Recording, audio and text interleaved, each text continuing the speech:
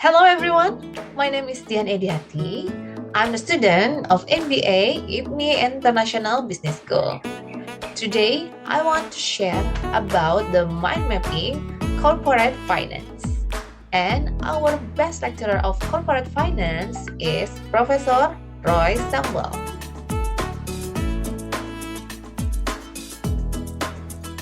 Okay, now we talk about the corporate finance, or we know the financial management. This is represent optimal orchestration of both internal and external financial resources toward the significant and sustainable value creation. So, the main objective is basically how to create the sustainable and significant value.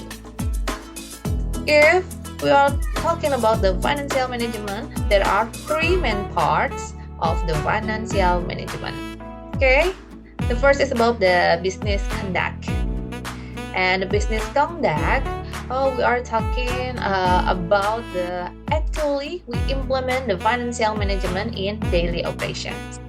Second is from the internal perspective, about how actually we implement the financial management as the management within the company, or we call it from the inside of perspective.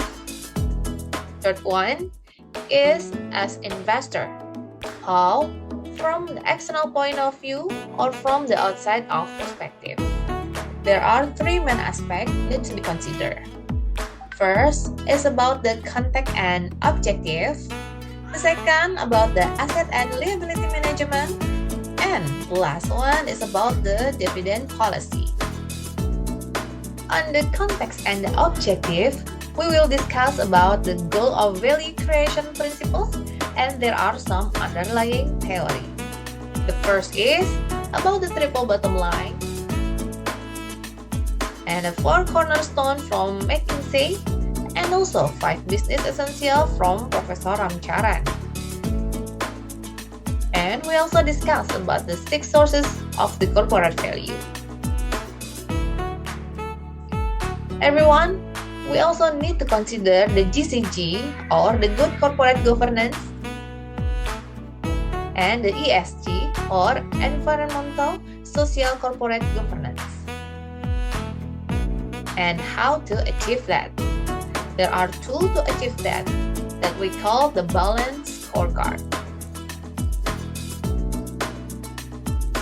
Another thing that we understand as the management of the company is to understand principal agent problem of 3 things.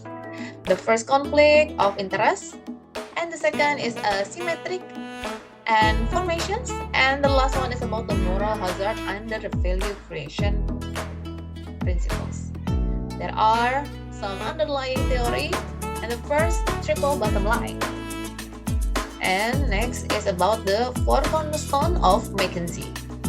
First core of the value principle, return the growth and the cash flow. And second one, conversation about the value principle. And the third one, best owner principle.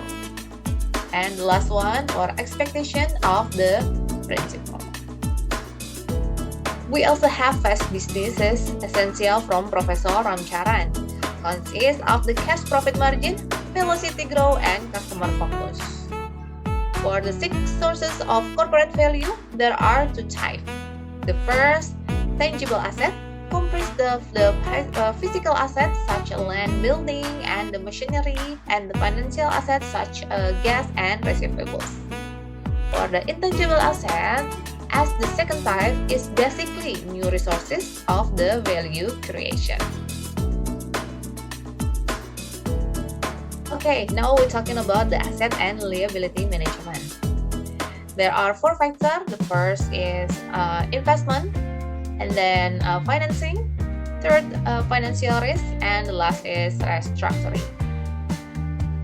On the investment part, we study about the capital of budgeting appraisal like NPV or net present value, the IRR or internal rate of the return, and then about the PI or profitability index, and the payday period.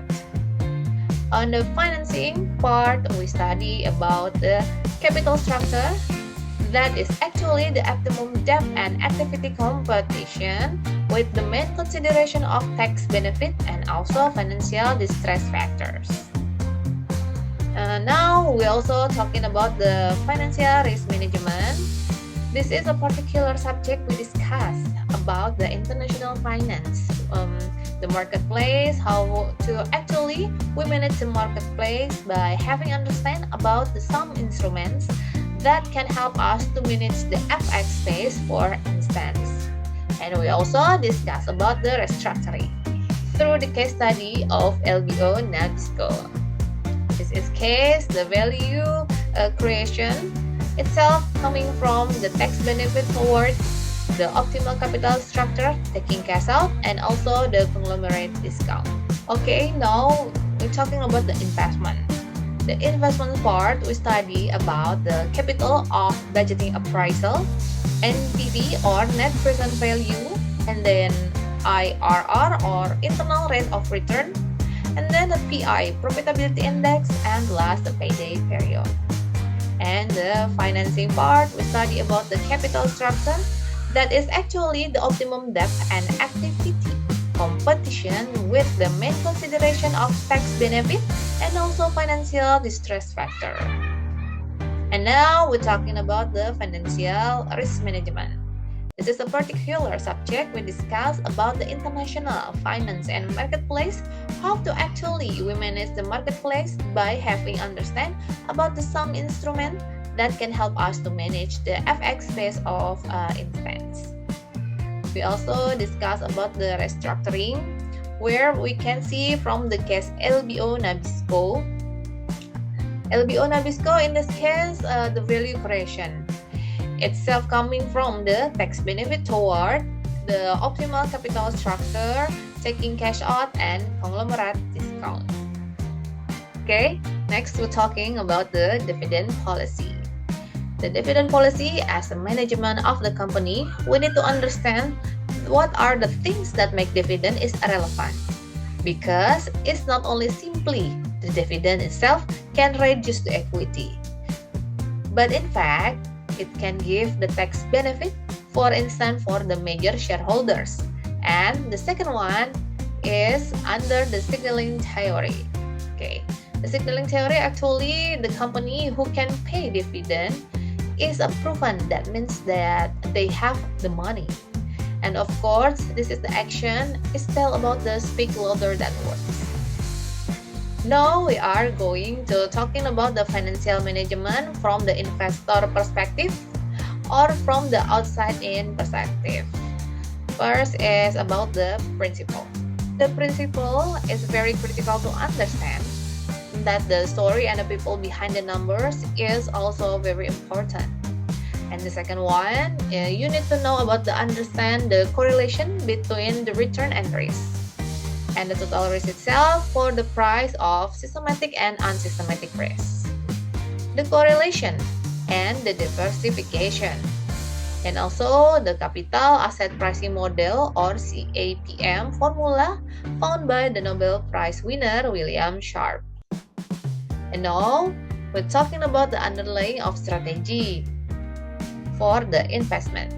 We need to understand about the time value money factors, and the most important thing is about the rule of 72. How long it does? It take a double your money at the compound of a rate of XX% per year, and we can use the formula 72% divided by the compound rate itself. Okay, and now we're talking about the method. The method is three. The first, fundamental analysis, and then technical analysis, and the last, financial statement analysis. In the practical strategy from the expert, we learn from the review of book. There are several experts that you can refer. The first is Benjamin Graham, and the second one is Philip Fisher, John Bull Williams, and the last one is Warren Buffett. Okay, everyone, this is the complete picture of the corporate finance that we have discussed. I hope the information give you some benefit, and see you in the next opportunity. Thank you so much. Thank you for watching. Bye.